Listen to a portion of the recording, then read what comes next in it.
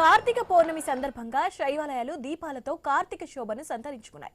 మేడ్చల్ మల్కాజ్గిరి జిల్లా బోడుప్పల్లోని శ్రీ మహాకాళేశ్వర స్వామి సహిత బంగారు మైసమ్మ దేవాలయానికి భక్తులు పోటెత్తారు. పెద్ద సంఖ్యలో హాజరై కార్తీక దీపాలు వెలిగించారు. కార్తీక పౌర్ణమి సందర్భంగా అమర్నాథ్లోని అమర్నాథేశ్వర స్వామి అవతారంలో స్వామివారికి అలంకరణ చేసి మహాలింగార్చన, జ్యోతిర్లింగార్చన, దీపారాధన సేవలతో నిత్య పూజలు అందిస్తున్నామని ఆలయ పూజారి సుమంత్ శర్మ తెలిపారు.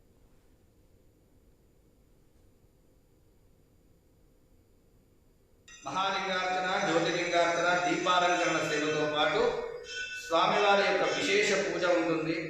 అనేక మంది భక్తులు ఎక్కడెక్కడి నుంచో దర్శన భాగ్యం గురించి మన దేవాలయం ఇచ్చేస్తారు. చాలా మంది ఈ కార్తీక పౌర్ణమి రోజు ఇక్కడ దీపారాధన కనుక చేసినట్లయితే వారు అనుకున్న కోరికలు నెరవేరుతాయని చెప్పేసి ఎంతోమంది గ్రామాల నుంచి జిల్లాల నుంచి వస్తారు. విపరీతమైన ప్రజలు, విపరీతమైన భక్తులు ఉంటారు. దర్శనానికి కనీసం ఒక అరగంట పడుతుంది. కానీ చక్కటి పూజలు, చక్కటి కార్యక్రమాలు జరుగుతాయి.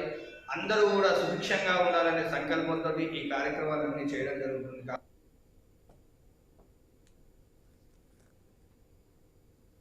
ములుగు జిల్లాలో కార్తీక పౌర్ణమి సందర్భంగా రామప్ప రామలింగేశ్వర స్వామి ఆలయంలో భక్తుల సందడి నెలకొంది.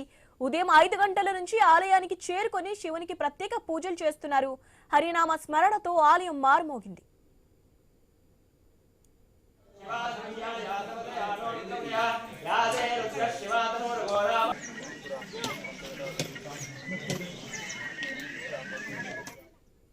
మహబూబాబాద్ జిల్లాలోని కురవి శ్రీ భద్రకాళి సమేత వీరభద్ర స్వామి ఆలయంలో కార్తీక పౌర్ణమి సందర్భంగా ప్రత్యేక పూజలు చేశారు భక్తులు.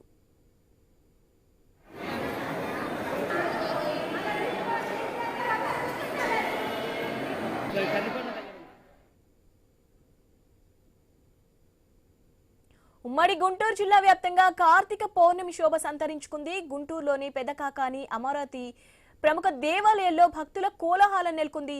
పల్నాడు జిల్లా కోటప్ప కొండకు భారీగా భక్తజనం పోటెత్తారు.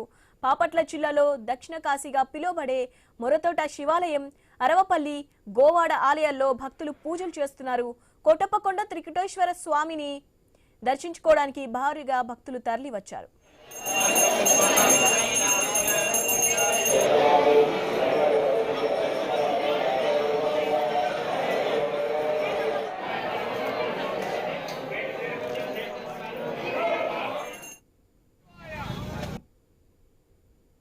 స్వామివారికి ప్రథమంలో బిందు తీర్థము, విఘ్నేశ్వర పూజ, మహాన్యాసపూర్వక ఏకరుద్రాభిషేకం ప్రాతకాలంలో అనంతరం భక్తులందరికీ కూడా దర్శనం కల్పిస్తూ జరుగుతూ ఉన్నది. అదేవిధంగా ఈ దేవాలయంలో కార్తీక పౌర్ణమి రోజు గిరి ప్రదక్షిణ అనేటువంటి క్రతువులు జరుగుతూ ఉన్నాయి.